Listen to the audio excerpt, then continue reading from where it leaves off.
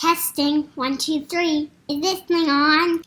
Hey guys, I'm your host Harlan. Today's episode is about being a good daddy.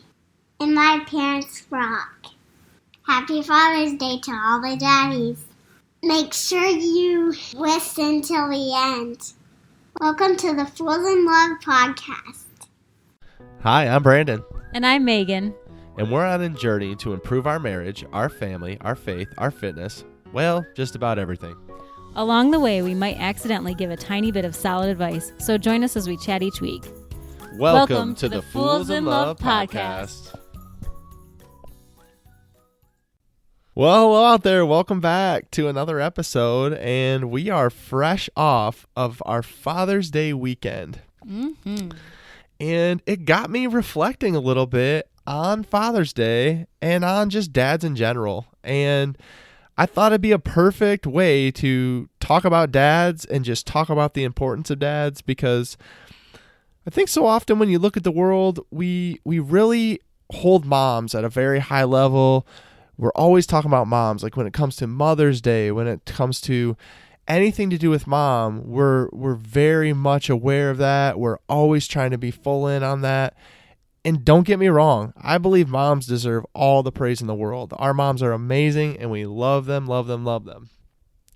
But I think dads often get forgotten in this, because when it comes to Father's Day, or it becomes really anything to do with dad, it's like we just don't seem to give as much attention to that. That's true. I would wholeheartedly agree with that. I think that just as a culture, and maybe this is different outside of the U.S., I'm not sure, but I do feel like we're all about mom, which is great because I am a mom, but also we do tend to forget about dad. I mean, not that we're not celebrating Father's Day or anything, but just dad's kind of just this sidekick to mom in our society. Right. Yeah. And dad always seems like just like the forgotten thing. Like you said, in popular culture, you look at dads, and frankly, if it's anything like we're seeing on most shows, like dad's a bumbling idiot. Yeah. And dads don't actually get a free pass. That is true. And that's our first point today. Dads don't get a free pass. I mean, I know a lot of times it's looked at like Megan was saying, like dad's just another one of the kids. And you'll see a lot of times on social media, or you hear people talking and you're like, oh, dad's babysitting the kids today. And it's like, dad is not babysitting the kids. Those are dad's kids. Right. Those two things, it's so funny you say that, because those two things drive me insane when I see them on social media. Like when people if they have two kids and they refer to their husband as their third kid, or their, husband was so gracious to babysit the kids. No, those are his kids too. What are we talking about? Those are his children. He should be watching them whenever you need him to. But those two things really do irk me.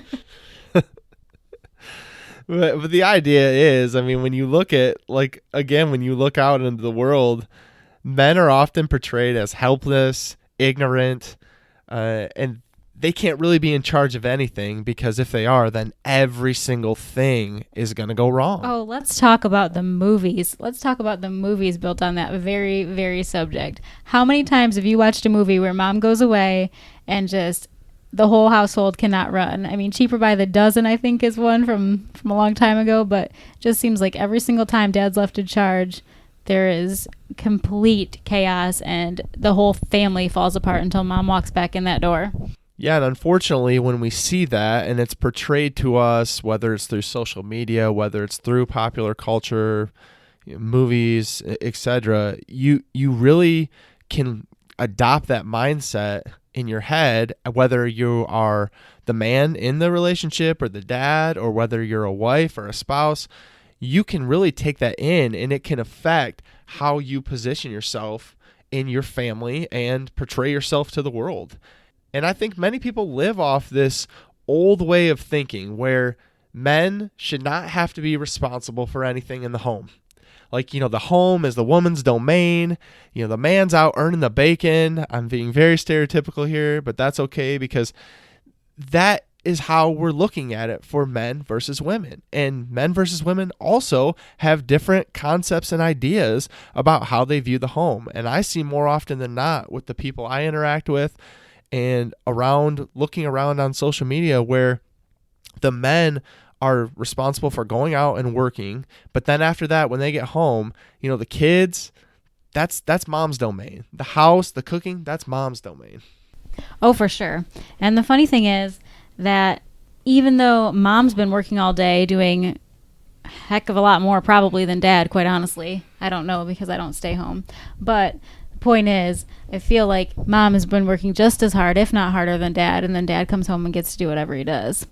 Like whatever he wants to do is just totally cool. And I know that, again, Brandon said, like, this is totally stereotypical, but it is.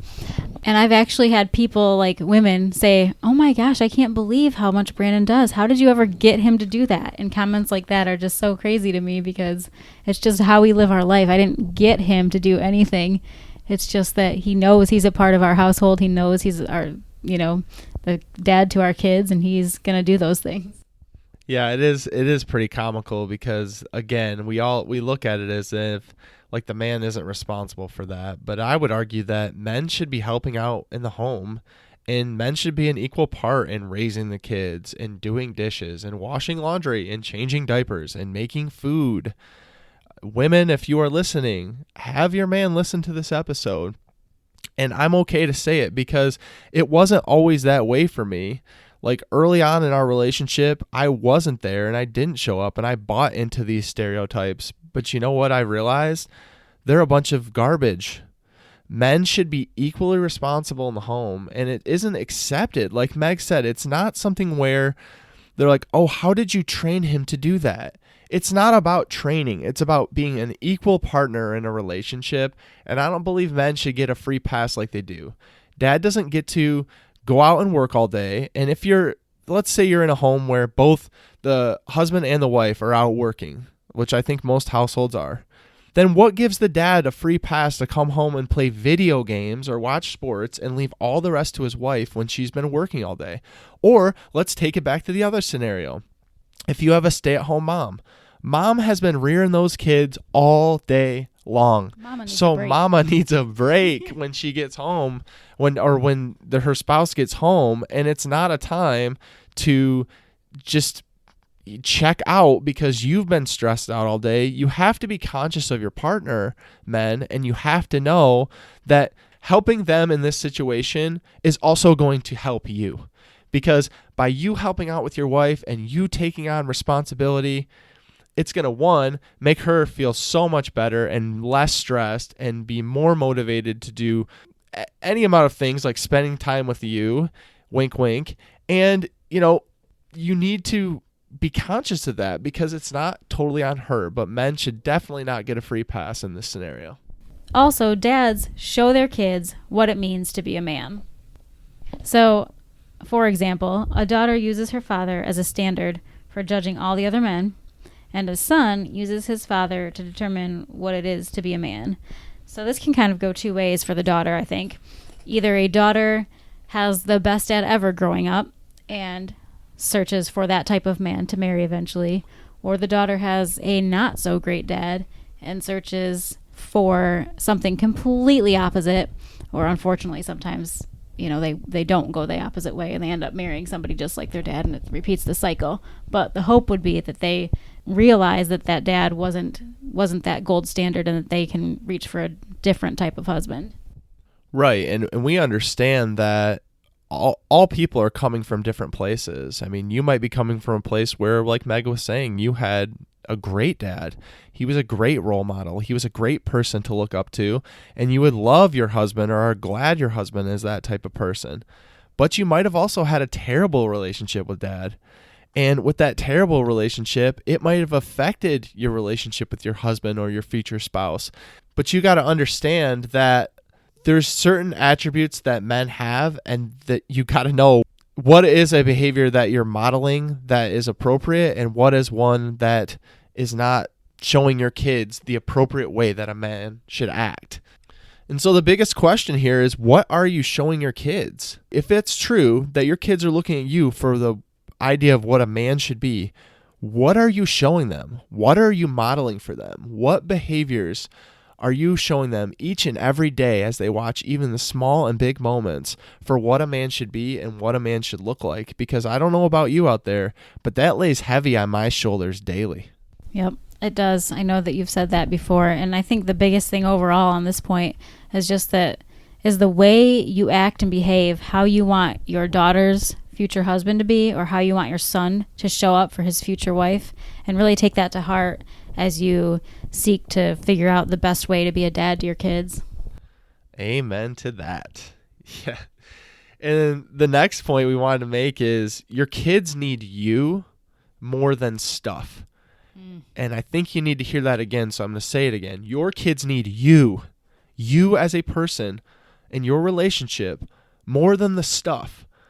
I think so often it gets lost that kids crave time with you. They don't simply need you to provide for them with stuff and money. Although that is nice. It is nice, and it is something that you're responsible for providing. But it's not the only thing. Money cannot buy a relationship with your kids. So we have 2 kids. We have a daughter who's 5 and a son who's, I almost said 4. Weird. Our son is 2. And the funny thing about them is that they both, even though they're 3 years apart, they both have the same exact really big need from us. They show it in slightly different ways, but overall, as parents, their biggest need is for us to be physically present with them. And our daughter shows that by saying, Daddy, will you play with me? Will you play Barbies with me? Will you play hide and seek with me? Whatever the thing is she wants to do, she will ask, and like her best life is being lived every single time we say yes to those things. And I think especially with you, Fran, because you're the daddy. So any extra special time with you, or when you take her to the store by herself, anything like that means so much more to her than any Barbie you could buy her, even though she does love the Barbies. And then with our son, I think he just wants to physically cuddle. He's not to the playing age as much, but he will absolutely want you to pick him up or cuddle with him or snuggle with him and just watch Mickey or whatever. So I think that the physical need of you is so much more important than just being able to be a provider with your paycheck and, you know, getting the extra goodies and gifts. Yeah, you're absolutely right. You fall into the stereotype where the man is supposed to be the provider. So naturally you're like, well, if I'm doing this thing, I've checked this box, I've written this check, I've paid this thing, and so I've done my duty. I'm done. The kids are happy. They have the gift they want. They don't need me. But you're missing it. You're missing it. Your kids don't need the gift. In 5 years from now, 10 years from now, they're not going to remember the gift.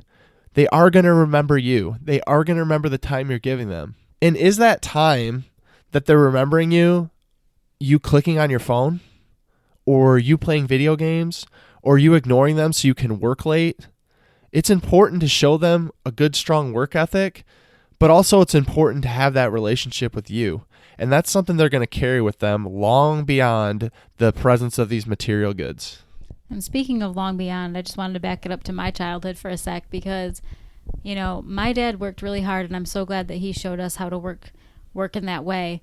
But also my favorite and most memorable moments of my whole entire childhood were our family trips where, you know, he was totally involved, and he planned the trips, and he wanted to go on these places and do these activities with us. And I think that those are just my best memories growing up, is just the 4 of us and my nuclear family being able to go on those trips and do those experiences far more than anything I ever remember getting. I mean, I don't even know that I remember very many gifts growing up specifically, but I do know that our family trips are something that I will treasure forever, and those pictures are like totally priceless to me now today in my 30s. Absolutely. And that's the same for me. I mean, as you were talking, I'm trying to remember even one thing, like one present that my dad bought me, one gift that he gave me that I would remember now in my 30s. And I'm struggling to remember any. But when I talk about memories, when I talk about times that we shared, just the 2 of us and all that stuff, like that is what I remember. That is always going to stick with me, and that's what I want to show our kids. But it doesn't come without effort. it's going to be a little bit of effort. And I'll tell you a story that goes right along with that. So the other night I was running. We live here in North Carolina, so it's been a good 90 degrees every day when we're running. And I had gone out for a 3-mile run. My legs were hurting. It was one of those runs where I was sweating so much it felt like I had gotten out of a pool. I get home, and it was one of those times where, and I think you all know this if you've worked out before, but I got home and I literally wanted to kiss the ground in front of our house. I was so excited to be there. Well, in that moment of reflection and exhaustion, my daughter comes running out and says, Daddy, can you go run with me? Well, I'm telling you, I couldn't feel my legs at this point. I was exhausted. But you know what I did? I ran with her. Yeah, it was down to the neighbor's house, 6 houses away and back. But it made her day. It made her day.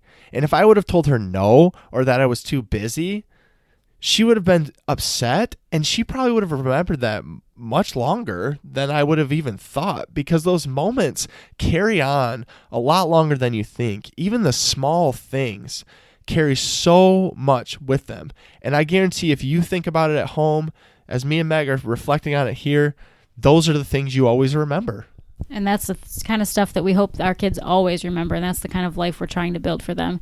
Yes, they get the Barbies and the trucks and everything occasionally, but more so than that, we want them to remember the fun times we have, like random nights going out for ice cream, or the ice cream truck coming by and we're saying yes, as a special treat. Those are the kind of moments that we want our kids to remember when they are our age.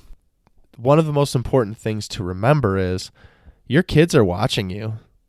So you've heard this before, but your kid's mind is like a sponge. They're taking in everything they see and everything that you do. Sometimes a little too scarily. Right, which means, they're literally observing everything. So they're observing your behavior. They're looking at you to show them what it is to be not only a man, but an adult, what it is to be a father. So what kind of role model are you being for them?